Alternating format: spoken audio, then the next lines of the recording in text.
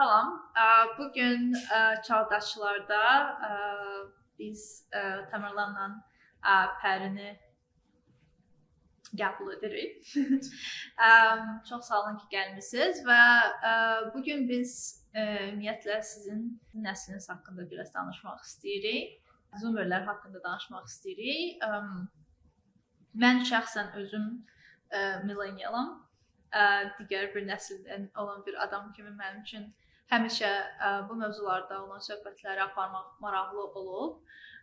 Çünki ona baxmayaraq ki, aramızda yaş fərqi o qədər də böyük deyil. Generation Z biraz fərqli şəraitdə boya başa çatıb və dünya haqqında, öz kimlikləri haqqında, müəyyən konseptlər haqqında fikirləri kifayət qədər özünə məxsus və milleniyalardan və digər nəsillərdən fərqlidir və mənim zənnimcə yaxşı mənada fərqlidir.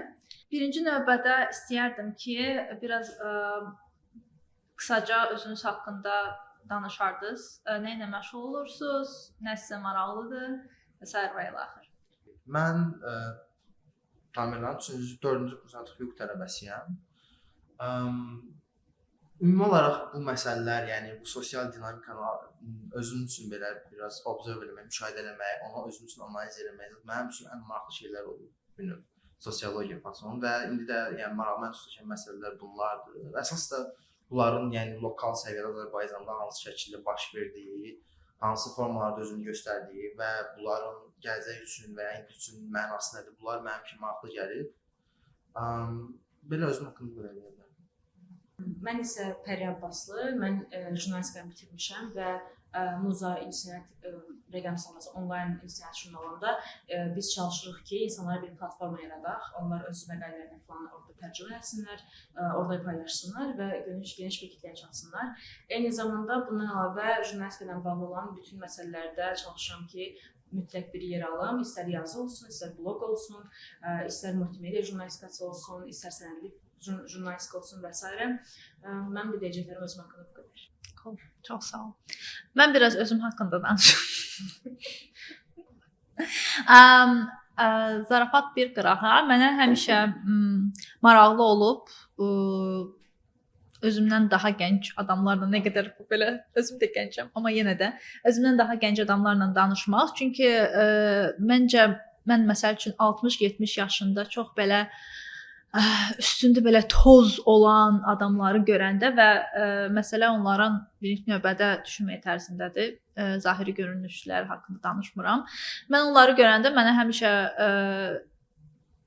yəni belə bir qəribə hiss keçirmişəm ki, mən elə olmaq istəmirəm istənilən yaşda. Çünki əslində bu yaşdan o qədər də asılı bir şey deyil. Yəni həmişə baş verən proseslərdən, yəni əsəni ətrafda olan proseslərdən məncə yəni fərqindəliyi olmalıdır onlar haqqında.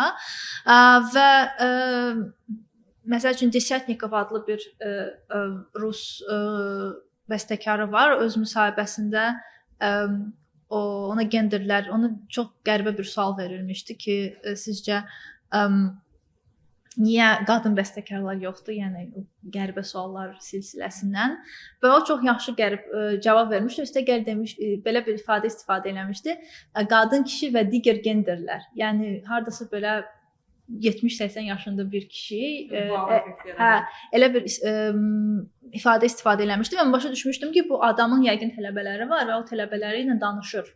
Yəni onun ətrafında gənclər var və o gənclərlə danışıb onları eşidir. Və ümumiyyətlə belə bir həmişə gənclərə görə gileylənən belə daha yaşlı bir adam olmaq heç vaxt istəməmişəm. Bu da özüm haqqında bir belə bir növ icmal. Amma danışmaq istəyirdim ki, ümumiyyətlə sizin nəsil Generation Z sosial mediadan necə istifadə edir və sosial media sizin nəslinizin ümumiyyətlə formalaşmasında fikrinizcə nə rol oynayıb? Yəni birinci bu sualı vermək istəyərdim.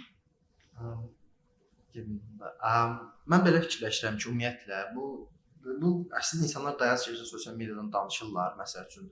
Yəni nəsə oxumaq üçün, öyrənmək üçün yaxşıdır, başqa şey üçün pis, amma belə bir şey deyil. Sosial media ümumiyyətlə bu ümumiyyətlə səhv yanaşmadır ki, sosial media özünün bir uzantısı kimidir. Əslində qalsa sosial media kimliyi bir çox hallarda yeni bir kimlikdir, yeni bir səndir və eyni zamanda bəzi hallarda sənin real dünyadakı özün, o sosial mediadakı özün. Çünki xüsusilə kiçik yaşda sosial media ilə əlaqəyə gələn, sosial media alqoritması, o alqoritmanın sənə provide elədiyi, sənin üçün yaratdığı müəyyən dünyagörüş çərçivəsi inanılmaz təsir qoyur insan üstündə.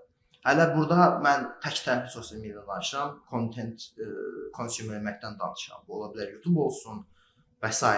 Bu tip platformlarda o davamlı şəkildə bunu consume edən insanlara davamlı şəkildə eyni tipdə videolar gəlir, yaxud bir-birinə bənzər topiklərdə videolar gəlir və bu insanlarda hələ nəzərə alsaq ki, bu yeni formalaşır, daha yeni müəyyən məsələdə dünya görüş yaranmağa başlayıb hələ. Bu insanlarda digital olaraq bir növ o algoritm insanın içinə girir. Və mənim fikrimcə bu çox önəmli bir ilk faktor budur. İkinci faktor isə müəyyən şey gəldikdən sonra artıq daha proaktiv şəkildə sosial media istifadəsi ilə bağlı, özünün kontent yaratmaqla, özünü ifadə etməyi və orada var olan müxtəlif sosial mediaların özünün frameworkləri çərçivələri digər insanlarla kommunikasiya qurmaq. Və məncə bu insanın özündə reallıqla bağlı müəyyən bir anlayış yaradır ki, bu ola bilər reallıqla həqiqətən kəsiksin ya da kəsikməsin. Amma insan bundan sonra hər addımında bu kimliklə hərəkət edir və arzu etdiyi gələcək də bu kimliklə bağlıdır və o gələcək üçün etdikləri bu kimliklə bağlıdır. Ona görə mən fikirləşirəm ki, bu məsələdə olan ümumiyyətlə diskurslar daha belə dayaz şəkildə yaxşı şeylər eləyin, oxuyun və s. məsələsində yox. Ümumiyyətlə bu sosial medianın alqoritmasının insanın özünün ən fundamental ontoloji səviyyədə necə yenidən inşa etməsi ilə bağlı olmalıdır. Yəni belə bir şey. Sual ümumiyyətlə bizə nə qədər təsir eləməyi ona bağlıdır da. Mən ümumiyyətlə çox maraqlı bir şeydir ki, biz Gen Z və ya millennial olduğumuzu tam dəqiqləşdirə bilmirik. Çünki hər mənbədə fərqli bir məlumat yazılır və insan özü haqqında özünə bir etiket qoya bilməməsi burada bir problem olur. Amma tutaq ki, mən əgər özümü Gen Z hesab edirəmsə, ki bu yenə 50-50-dir. Çünki millennial effektləri yenə özünü bəzən göstərir. Hətta mən son zamanlar bu çox düşünürəm ki, necə məsələn mən nənəmin ağlında olan o ideal övlad, belə deyək, ideal nəvə şəxsiyyətində 50% əgər okeyəmsə, 50% yenə orada problemlər çıxır. Çünki heç vaxt bir nəsil, özünə sonra gələn nəsilləri 100% bəyənə bilmir. Və mən də neçə vaxt bunu fikirləşirəm ki, özümdən balaca, özümdən daha kiçik şəxsləri görəndə, nə bilim, uşaqları falan görəndə, yenə də məndə bəzən bir o şikayətlənmə yaranırdı, bunlar niyə belədirlər falan. Ona görə yenə Gen Z tam olaraq özümə deyə bilmirəm, amma 50% bir hissəsində desəm, mən çox tez öyrəşmişəm sosial şəbəkələrə. Çünki biz elə bir vaxta gəldik ki, Wi-Fi çıxdı və biz hələ tam tuta bilmirik ki, mövzu nədir, amma davamlı onun ətrafında olmaq istəyirik. Və mən də yenə o Wi-Fi parolları qırmaq, qonşulardan illegal bir şəkildə Wi-Fi almaq, buna görə onları da üzr istəyirəm əgər izləsələr. Yəni Wi-Fi parolları qırmaq, onlardan icazəli şəkildə parolu olmayan Wi-Fi-ları istifadə etmək və bu istər-istəməz o qədər qısıtlı bir, o qədər sərhədləşmiş bir vaxtımız və belə deyək də bizə imkanlar təqdim olunmuşdu ki, yəni o kiçik telefonla və o uzaqdan zəif əlaqəli Wi-Fi ilə biz daha çox şey eləməyə, ən azından mən çox şey eləməyə çalışırdım və onda mən araşdırmaya başladım sosial medianı. Sosial mediada ilk vaxtlar belədir ki, ümumiyyətlə sosial media böyük bir çuxurdur. Mən bunu deyərdim. İstənilən tərəfdən baxsaq, bu hər zaman insanlara pis təsir edir.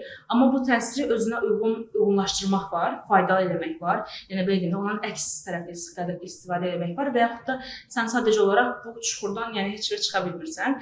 Mən ilk vaxtlar sosial mediadan istifadə edəndə mənim üçün çox çətin idi o məsələləri tutmaq. Çünki 12 yaşlı bir uşaq düşürsən 20 yaşlı insanların arasına və sən belə baxırsan ki, bunlar nə edirlər, burada söhbət nədən gedir, mən nədən danışmalıyam, mən ümumiyyətlə kiməm, yəni özünü tam olaraq kəşf edə bilməmsən və birdən-birə özünü kəşf etməyə çalışan insanların arasında özünü tapırsan.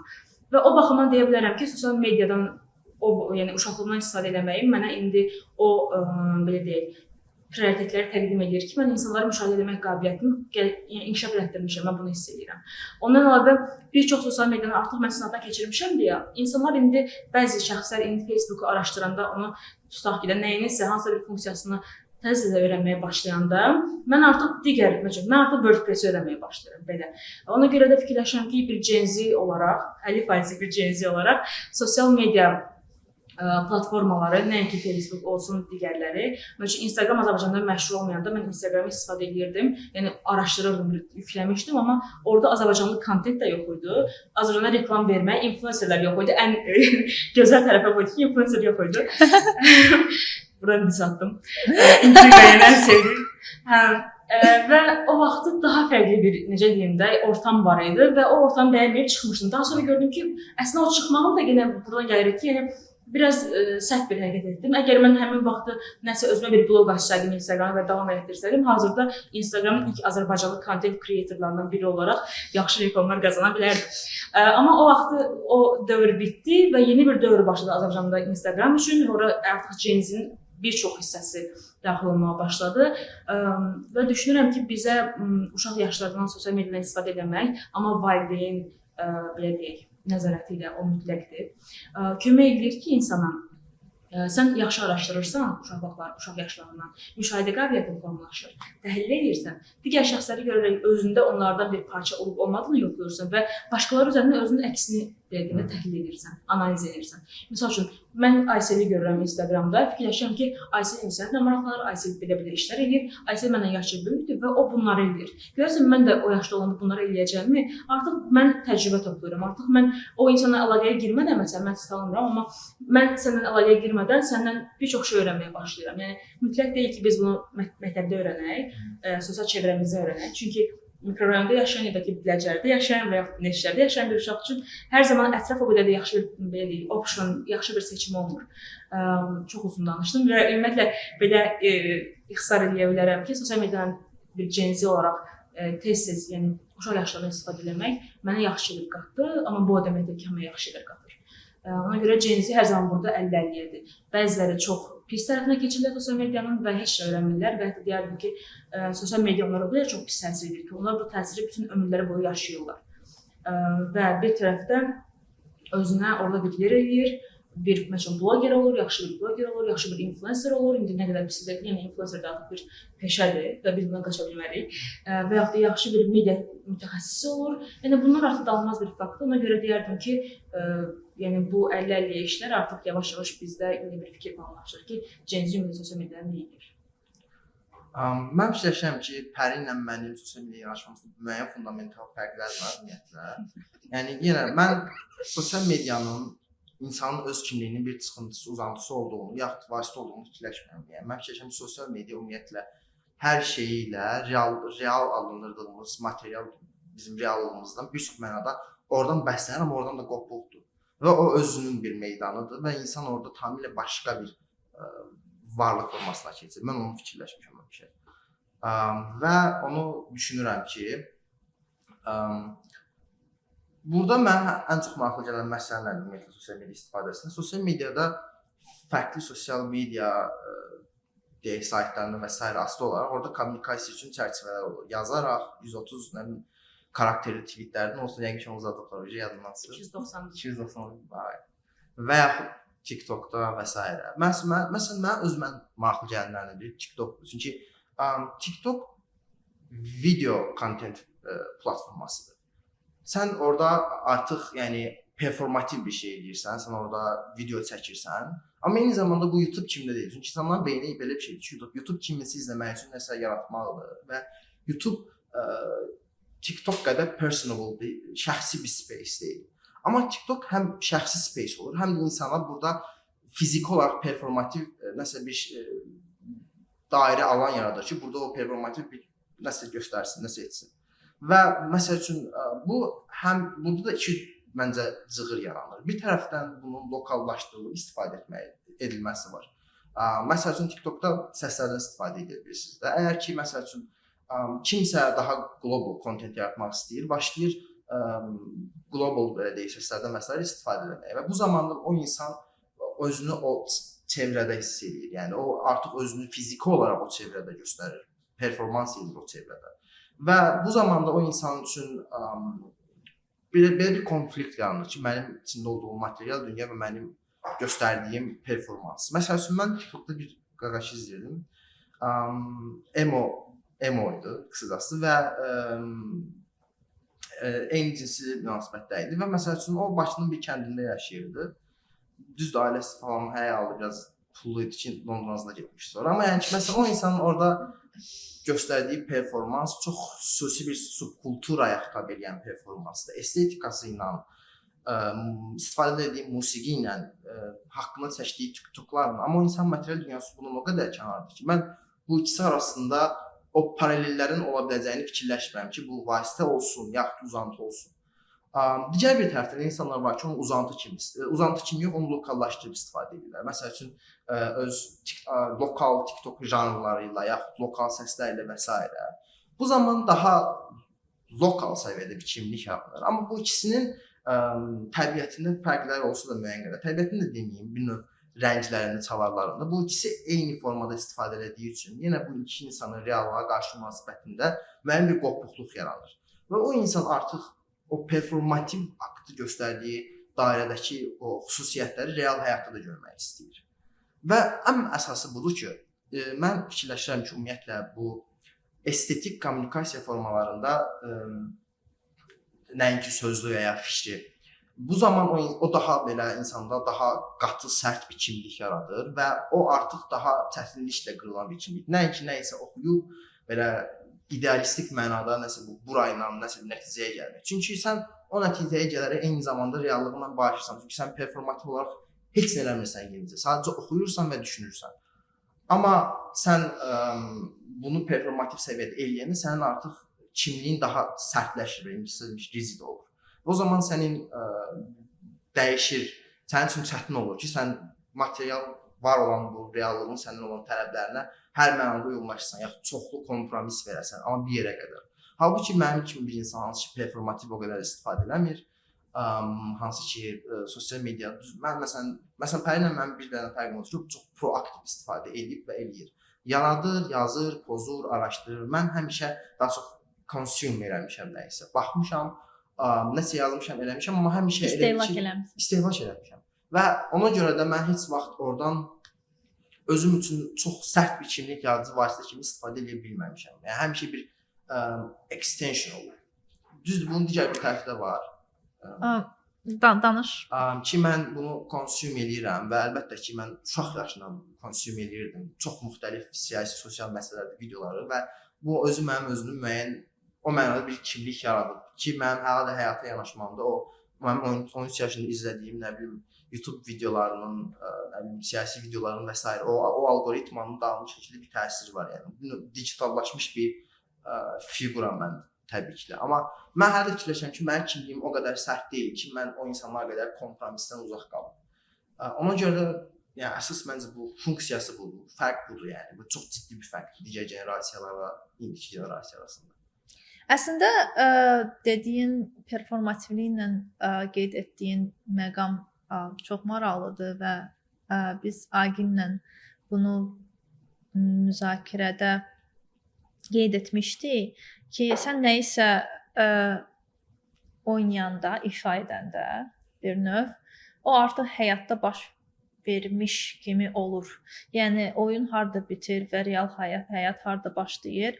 Əslində onun çərçivələrini müəyyən etmək çox çətindir ki, harda nəyinsə realıdır, harda onun təmsilidir bir növdə. Harda o performativlik bitir, harda həyat başlayır.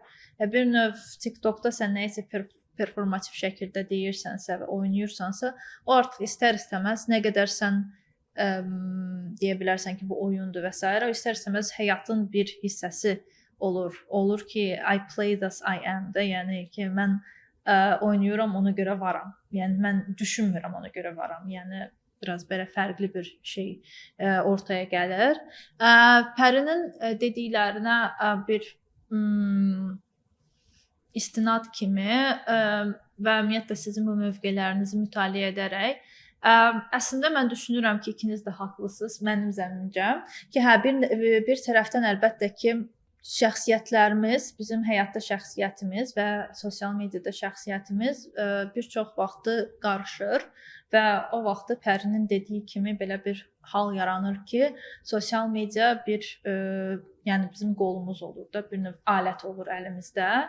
Amma digər tərəfdən sənin də dediyin məqam çox maraqlıdır ki, bir əsər kimi ona baxasan da. Çünki hər hansı bir adam hər hansı bir əsəri, obrazı yaradanda o artıq onu bir növ fəzaya atır, dünyaya atır və artıq o obrazın, o əsərin qavranması, interpretasiya olunması, o artıq yəni o şəxsiyyətdən müstəqil şəkildə o şəxsiyyətin interpretasiyadan asılı olmayaraq davam eləyir də.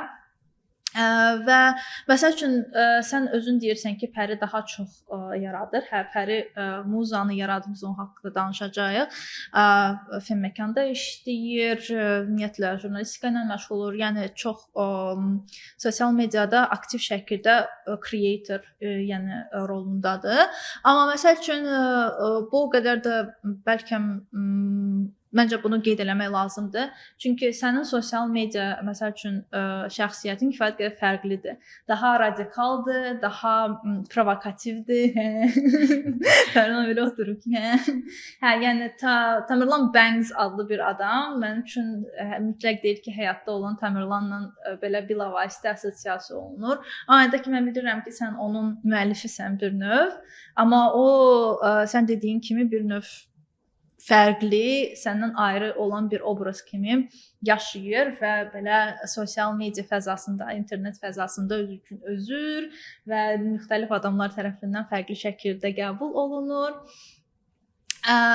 Və o mənada səninlə razıyam ki, ontoloji cəhətdən bu obraz dəyişikliyi baş verir. Ümumiyyətlə bizim adam kimi özümüzü qavramaq anlayışı dəyişir. Bir məqama da toxunmaq istəyirdim. Sən dedin ki, məsəl üçün o emo TikToker, ümumiyyətlə sosial media sizin kimliyinizə necə təsir eləyib və sizcə sizi daha rahat hiss elətdiribmi və ya əksinə?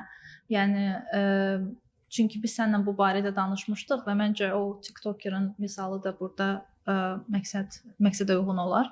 İstəyirsən Pəri sən başla. Deməli özümü belə deyim, sosial mediada uşaqlıqda özümü yaxşı ifadə edəcəyim bir yer idi. Çünki sən 12-13 yaşında bir uşaqsan və səni qohumlar dinləmək istəmir. Mən Sovet dövründən qalma bir valideynin övladı olaraq belə edir ki, yəni böyüklər olan yerdə uşaqlar danışmamalıdır və mən buna həmişə ciddi riayət etmişəm. Və ona görə qohumlar səni dinləmək istəmir. Sən əgər məktəbdə uğurlusansa, yalnız bu danışılmalıdır sənin haqqında. Əgər sən universitetə girdinsə, daxil oldunsa, sənin haqqında bu danışılır. Sən deyirsən ki, çox sağ olun. Onlara öz təşəkkürünü bildirirsən ki, məni çox sağ olun qiymətləndirirsiniz və bununla da sənin belki oradakı qohum məclisində funksiyan bitir. Və eyni zamanda olsun məktəbdə olan ətrafın, məhəllə uşaqları arasında olan ətrafın, bu da yenə özünü müəyyən mənada, məhəllə uşaqları məşğullərindən aşağı bilərlər ki, onların da yenə sərhədlənmiş bir diskussiya, belə deyək, topikləri var da, yəni söhbətləri varsa, ondan kənara çıxmırsan və yenə özünü ifadə müəyyən qədər çərçivələnir, sərhədlənir. Eyni zamanda məktəbdə. Onsuz da məktəbə də gedəndə yenə universitet qayğısı, qəbul olacaq, olmayacaq, yəni yenə mövzu sərhədlənir. Amma sosial media sənə icazə verir ki, sən özünə lazım olan insanlarla, özünə necə sənə zövq verəcəksən, necə kimlə diskussiya apara biləcəksən, onları seçirsən, öz dost siyahına yığırsan və yaxud ola bilər Twitterdə öz follow siyahına yığırsan və orada diskussiyalar apara bilirsən, özünü ifadə edə bilirsən və onlara sənə gəlir, misal üçün, başqa bir əks bildirir, əks argument bildirir və yaxud da sənə razılığını bildirir və bununla da söhbət yaranar və sən ondan öyrənirsən, o sənin fikrindən bir fikir ifadə edir, bir fikir bildirir və bununla da söhbət davam edir. Amma dediyim kimi, yenə buna gələcək ki, mən artıq sosial mediaları öyrənmək, onları qavramaq, oradakı insanları anlamaq, onların psixologiyalarına, onların hərəkətlərinə bir müəyyən etiket və onların hərəkətlərə bir məna vermək mərhələsini artıq keçmişəm deyə. Çünki mən buna çox, yəni 12-13 yaşında başlamışam və artıq o mərhələ məndə bitib. İndi mən sosial mediada özümü kifayət qədər rahat hiss edə bilmirəm. Çünki davamlı tutaq ki, nəsə bir şey ağlıma gəlir, tutaq ki, sən bunu 700 dostun olan bir Facebook profilinə paylaşırsan və ya səni izləyən insanların olduğu Twitter profilinə paylaşırsan və ya Instagramda. Sən artıq bilirsən ki, buna mütləq şəkildə bir qarşılıq gələcək. Məsələn, bu artıq məni sıxmağa başlayır. Ona görə mən yalnız ona görə məsələn bəlkə də bu çox görünür ki, Pəri ancaq nəsə yaradır da, yox, Pəri də fikirləşir. Amma Pəri bu fikirləri artıq ifadə etmək istəmir sosial mediada. Çünki yəni sosial münasibətlər, sosialdan tanıdığın insanlar, sosial dostluqlar bu bir yerdən sonra yəni artıq mənə belə deyim də, məni yormağa başlayır. Və ona görə mən son zamanlar demək olar ki, bunlara uzaq qalmağa çalışıram. Çünki başa düşürəm ki, doğrudan bu yorucudur. Artıq müəyyən və yenə dediyim kimi, yenə eyni söhbətə gəlirəm ki, artıq uşaqdan tanıyırsan deyə sənin ağlında formalaşmış tip insanlar var. Birinci tip insanlar tutaq ki də, Tamerlan dediyi kimi, hansısa bir kənddə falan yaşayan insanlardır. İkinci tip insanlar kənddə yaşayır, amma daha fərqlidirlər. Üçüncü tip insanlar şəhərdə yaşayır, amma kənddə yaşayanlar kimi deyək psixologiya. Dördüncü tip, yəni bu tiplər böyür, bu tiplər çoxalır. 20-30 yaxın bir tip var sənin beynində və sən görürsən ki, sosial media inkişaf edildikcə insanların psixologiyası inkişaf edir və o tiplər çoxalmağa başlayır. Amma bu tipləri sən müşahidə edib analiz edəndə artıq sənin üçün böyük bir qarmaşıqlıq, xaos yaranır. Və bu xaos sənin yaradıcılığına təsir edə bilər, sənin həyata baxışına təsir edə bilər və mən istəmirəm ki, sosial media mənə artıq bu cür təsir etməyə başlasın. Ona görə mən demək olar ki, sosial mediada qurulan dostluqlar, əlaqələr falan bunlardan artıq verilmişəm deyə hiss edirəm ki, məni yorur. Ona görə bu artıq 2-3 ildir buradan mümkün qədər uzaqlaşmağa çalışıram. Məsələn, bizim oxuduğumuz fakültədə, jurnalistika fakültəsində mənim tələbə yoldaşlarım və yaxud paraleldə oxuyan şəxslər, bizdən böyük olanlar, aşağı olanlar fərq etmir. Bizdə belə bir tendensiya var idi ki, biz öz etirazımızı Facebook statuslarında uzun-uzun yazaraq bildirməyə çox həvəsliydik. Bu, bilmirəm, bizim jurnalistikada oxuyub o ideallardan irəli gəlirdi, yoxsa Facebook bizim üçün maraqlı bir platformaydı, onu bilmirəm, amma mən bunları müşahidə edirdim və o da ayrı şəkildə bir yorucuydu. Məsələn, o da hədsiz dərəcədə gərəksiz müzakirələr, diskussiyalar yəni, yaradırdı və onların heç birisi müsbət olmurdu. O da insanı yorurdu və buna görə onun da bəlkə təsiri var. Artıq mən mümkün qədər sosial mediada diskussiya aparmaqdan çəkinməyə başlamışam. Yəni, bunu deyə bilərəm hazırdakı mənə olan təsirlərə baxımından. Mənim özümün də sosial media məsələsində biraz kimlik krizis olmuşdu. Yəni, mən bəzən mən həmişə, çünki mən biraz fake account kimi istifadə edirdim. Amma eyni zamanda mənim özümün öz kimliyimdən daha çox belə əsas bir şeyə çevrildi bu. Ona görə də o mənada mən həmişə maraqlı gəlir ki, yəni mən bu səhərdə haradır ki, mən buraxandan sonra artıq tamamilə yeni bir fəzada yeni bir varlıq kimi də, yəni o hesab və s. Yəni məsəl üçün çox olur ki, bu heç vaxt kim olduğunu bilmədiyim fake hesablar olur və bu adamlar çox populyar olur müxtəlif sferalarda və artıq o adamlar orada o qədər, yəni məsələn bu adam bəlkə real həyatda heç kim bu olduğunu bilmir, amma o digital fəzada o qədər dəyər qazanır ki, bu insan və artıq insanların onunla qarşı emosiyası yaranır, qəzəb, kin, nifrət, sevgi, parasosial bir münasibət yaranır. Ona görə bu həmişə məni narahat edir. Amma bir də ki, bu Pərinin dediyi məsələ ilə bağlı deyim ki, mən fikirləşirəm ki, ümumiyyətlə insanlar, insanoğlu, yəni özünü realizə etmək üçün, yaxud realizə etmək kimi çox iddialı bir səslər, amma xoşbəxt hiss etmək üçün insanın yaşadığı cəmiyyətdə müzakirəyə olmalıdır, məkan olmalıdır, açıq məkan olmalıdır. İnsanlar ancaq müzakirələr, döyüş meydanından çıxıb insanlar xoşbəxt ola bilərlər.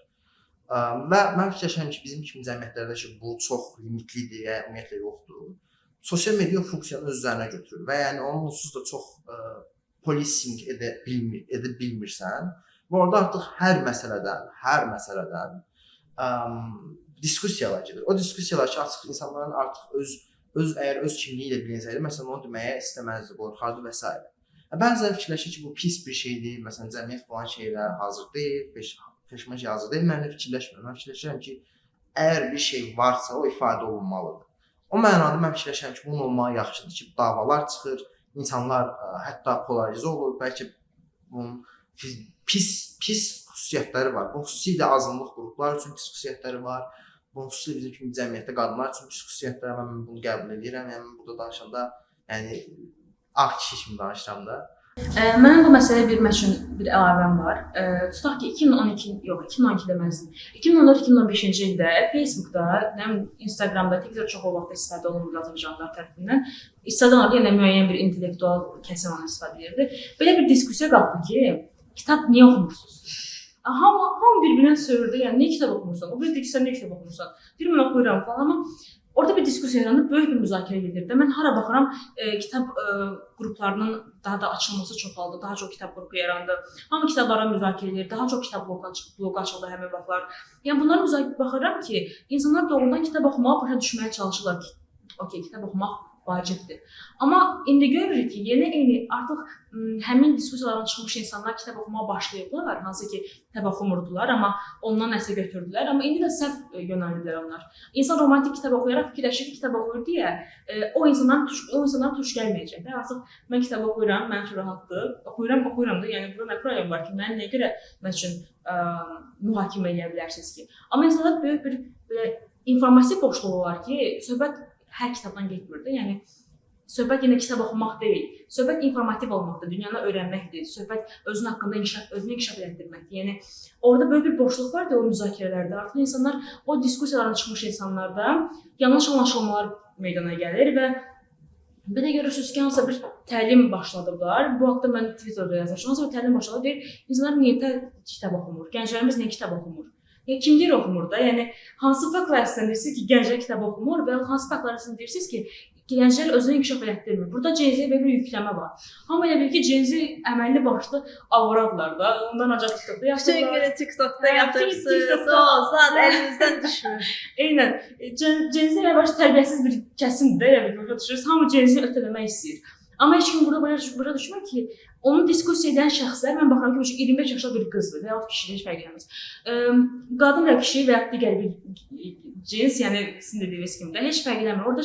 Orada diskussiya aparan şəxs görərsən ümumiyyətlə, məsələn, bu diskussiyanı moderə eləməyə kifayət qədər background-u var. Məsələn, o insan hansı kitablar oxuyur? Məsələn, mən bilirəm ki, o nəyə əsasən məni mühakimə edir ki, mən kitab oxumuram. Ümumiyyətlə, belə bir məsələ var ki, bunu da aydınlaşdırmaq lazımdır ki, kitab oxumaq böyük bir məsələ deyil, yəni. Bəzi insanlar var ki, intellektual mühitdə böyüyürlər, o insanlara kitab oxumağa ehtiyacları belə yoxdur. Bəzi insanlar informasiya alır kitablardan, bəziləri alır filmlərdən. Bəzi insanlar baxır acı romantik filmlərə, romantik komediya ki, ondan nəsə götürür. Bəzi insanlar sənədi filmlərə baxır. Yəni bu o qədər çox kateqoriyalı bir şeydir ki, insanlar ümumiləşdirib deyə bilərək ki, kitab oxumursan, savadsızsan, kitab oxuyursan, onda əlasan, çox intellektual, səni çox bəyəndim. Çünki kitabların da milyon dənə onun kateqoriyaları, bölmələri və s. və var. Yəni demək istəyirəm budur ki, diskussiyalar aparılsa da, diskussiyalar üzərində çoxlu müşahidələr, çoxlu analizlər, təhlillər, insanlar bir-birlərini orada dava edirlər, nəsə bir şeyə, nəsə həllə çıxmağa çalışırlar, amma yenə görürsünüz ki, hər şey havadadır. Yəni bu diskussiyanın da bir cavabı, həlli, mütləq bir, necə deyim, nəticəsi yoxdur. İnsanlar diskussiya edirlər, dava edirlər, özlərinin nifrəti boşladırlar, amma onun bir nəticəsi gəlmədi məsələn. Amma eyni şeyləri hamıya, yəni yenə, necə deyim, yəni deyə bilmərik ki, hamıda bu belədir. Bəzi diskussiyalarda var ki, insanlar ona müəyyən bir şey götürür ki, mən əvvəllər diskusiyada olanı tutsam ki, belə şeylər olmaz. Çünki məndə bir o vaxtda vətbad var idi, biz onda yazırdıq, hekayələr, romanlar falan yazırdıq və Azərbaycanda da onu istifadə edən çox az insan var idi. İstifadə edənlər yəni ruslarda görmüşdü, türklərdə görmüşdü, demiyorlar.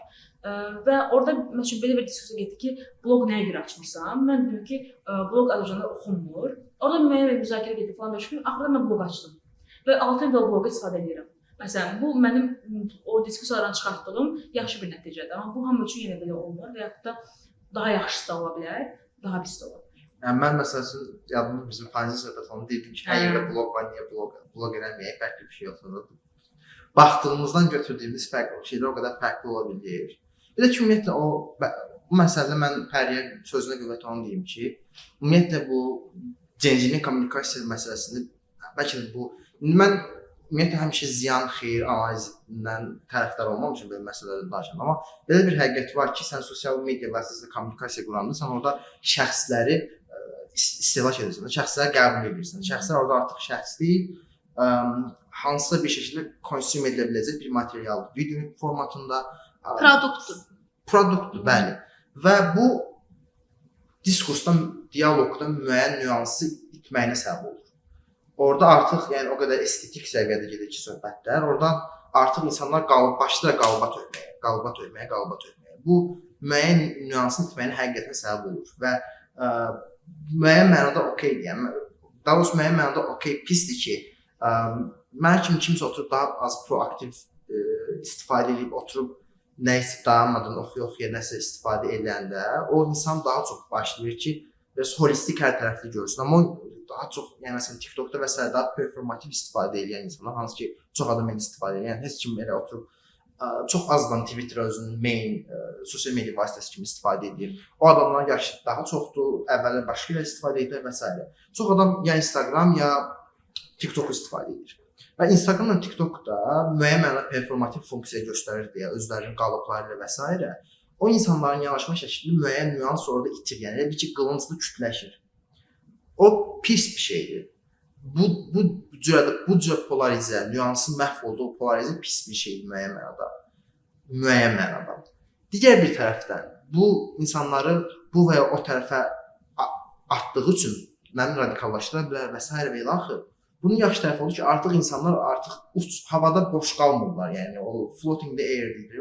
O artıq yəni kampları seçirlər. Artıq o insan nə isə müdafiə etməyə çalışır. Bu ən primitiv. Özdə onu deyim ki, artıq o söhbətlər də biraz inkişaf edib. Yəni məsələn 2015-də kitab oxumuş söhbət edirlər, 2021-də biraz ondan inkişaf həqiqətən müəyyən şeylər. İndi deyirlər ki, bəlkə nəyə görə iqtisadi kitab oxumursunuz məsələn? Yavaş-yavaş. Siyasi kitab niyə oxumursunuz? Niyə gender haqqında? Eynən. Yəni nəyə görə azınlıqlar haqqında düşünmürsünüz? Bu daha yaxşıdır məsələn. Bu diskussiya nəyə görə kitab oxumursunuz? Ümumi diskussiyasından daha məncə yararlıdır. Hətta insanlar daha yaxşı əks olunur. Emo TikTok haqqında danışarkən çox maraqlıdır ki, məncə Gen Z-lərin çoxusu kişi yaşdan sosial mediada olduqlarına görə və onlar kimi, yəni onlara oxşar adamlara çox asan şəkildə bir çıxış vasitəsi sosial media olaraq onları istifadə elədiklərinə görə özlərini daha rahat qəbul edirlər. Artıq sən demişkən özlərinə qarşı yox, dünyaya qarşı nifrət sərgiləyirlər, ya hansısa çox belə kəskin hisslər sərgiləyirlər və ona görə həmən qütbləşmə də baş verir. Çünki onlar öz dəyərləri uğrunda mübarizə etməyə hazırdırlar və sosial mediadan da bu mübarizəni aparmaq üçün çox aktiv şəkildə istifadə edirlər. Məncə artıq yekunlaşdıra bilərik. Yəni siz nəsə əlavə etmək istəyirdiniz ya yox? Yəni bir də onu deyə bilərəm ki, ümumiyyətlə gəlsə olsaq, Gen-zin sosial media istifadəsindən bağlı daha polarizə və ən yaxşı tərəfi də budur ki, fərqliliklərin daha amplifikasiya olduğu, daha çox yüksək səsləndiyi mühitdir və mühit yaradır və cəmiyyətdə özünü göstərir. Və artıq fərqliliklər arada batmır, fərqlilikdə bir nəfər də belə varsa daha çox özünü göstərir. Ona görə də məncə hər şey yaxşı olacaq. Mən də fikirləşirəm ki, yaxşı olacaq. Çünki Gen-zin bu qədər sərhədlərdən kənara çıxması, özünü yaxşı ifadə edə bilməsi, qorxmaması və davamlı problemlərin üzərinə belə qaçması ola bilər ki, onun başına çox şey oynatacaqdır, yəni bu yaşadığı dövrdə. Amma fikirləşirəm ki, Gen-zlərin dünyaya gətirdiyi övladlar və ya tərbiyələndirdiyi övladlar deyə mütləq dünyaya gətirsinlər. Tərbiyələndirdiyi insanlar isə yəni dünyanın daha yaxşı bir yer halına gətirə bilərlər. Çünki onlar artıq qorxmurlar. Yəni bizim kimi çəkilmirlər və Sovet dövründəki insanlar kimi çəkilmirlər. Ona görə hər şey yaxşı olacaq. Təmin edirəm ki.